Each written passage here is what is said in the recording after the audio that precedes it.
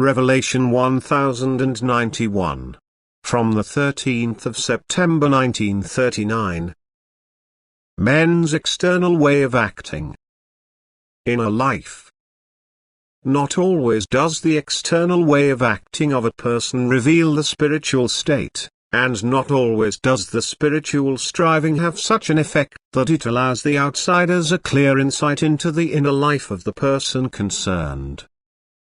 And so wrong conclusions are often drawn by people. It seems that the way of acting does not concur with what the person strives for in reality, and may therefore often lead to fallacious conclusions. And yet such concealment of the true fact is likewise permitted by the Lord, so that people may strive to make a just judgment, and not exalt or even judge a man according to what is outwardly apparent.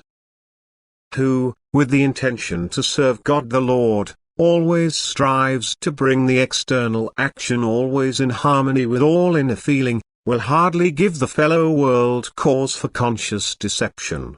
The clearer and freer a person's inner life is, the easier it will be to recognize his entire life on earth, and accordingly, the fellow human being will be driven to attain the same spiritual maturity, because he now clearly recognizes the influence of good spiritual power.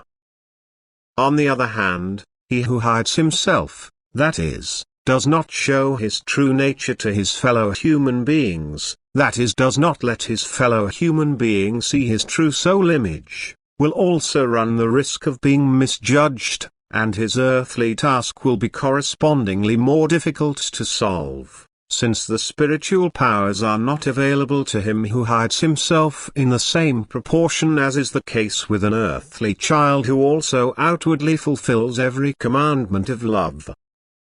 Therefore, people who prove their piety outwardly, are far more likely to be accepted as believers, because a person often only recognizes it when the deep meaning of all actions can be recognized.